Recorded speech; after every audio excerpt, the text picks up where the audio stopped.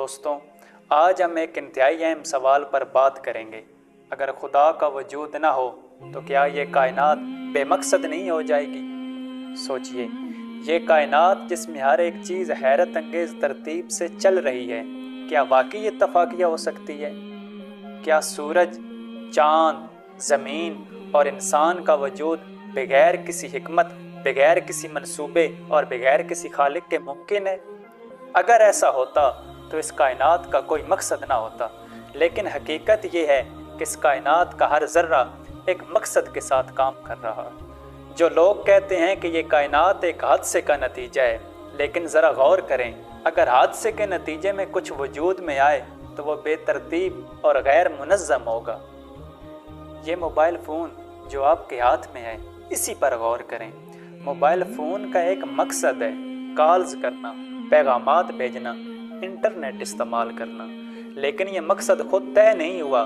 کسی انسان نے اس موبائل کو سوچا، ڈیزائن کیا اور اسے یہ مقصد دیا۔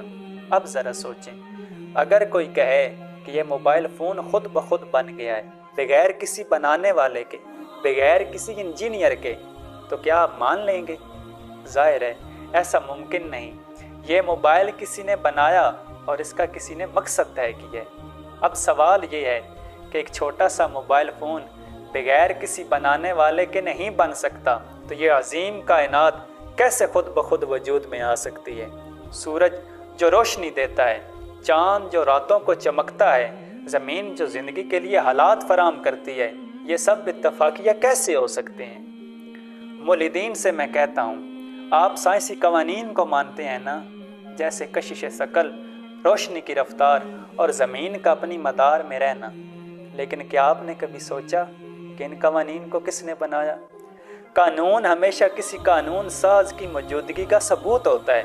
اگر قانون ساز نہ ہو تو قانون کا ہونا ممکن ہی نہیں، تو پھر یہ سائنسی قوانین کیسے وجود میں آ گئے؟ کیا یہ بھی ایک حادثہ تھا؟ اگر ہاں تو یہ حادثہ اتنا منظم اور حکمت سے بھرپور کیسے ہو سکتا ہے؟ دوستوں، حقیقت یہ ہے کہ اس کائنات کا ہر نظام، ہر قانون اور ہر ذرہ ایک عظیم خالق کی حکمت کا ثبوت ہے۔ اگر خدا نہ ہو تو سورج کا روشنی دینا، زمین کا زندگی کے لیے ماحول فراہم کرنا اور ہمارے دل کا دھڑکنا سب بے معنی، سب بے مقصد ہو جائے گا۔ لیکن ایسا نہیں ہے، یہ سب کچھ ایک خاص حکمت اور ارادے کے تحت ہو رہا ہے۔ اور آخر میں میرا ایک سوال، خاص طور پر ان لوگوں کے لیے جو خدا کے وجود پر شک کرتے ہیں۔ اگر آپ ایک موبائل فون کو دیکھ کر فوراً تسلیم کرتے ہیں کہ یہ کسی انجینئر نے بنایا ہے، تو یہ عظیم کائنات جو موبائل سے لاکھوں گنا زیادہ پیچیدہ اور منظم ہے، اس کے بارے میں آپ کیسے کہہ سکتے ہیں کہ یہ خود بخود بن گئی؟ سوچئے، غور کیجئے اور اپنے دل سے سوال کیجئے، کیا یہ سب کچھ واقعی ایک حادثہ ہو سکتا ہے؟ کیا یہ عظیم خالق کی تخلیق نہیں جو نہ صرف موجود ہے بلکہ ہماری زندگی کو مقصد اور معنی بھی دیتا ہے؟ دوستوں، حقیقت یہ ہے کہ یہ کائنات صرف اور صرف ایک خالق کے وجود سے ہی معنی رکھتی ہے۔ خدا کا وجود اس کائنات کی سب سے بڑی حقیقت ہے، اور یہی حقیقت ہماری زندگی کو مقصد دیتی ہے۔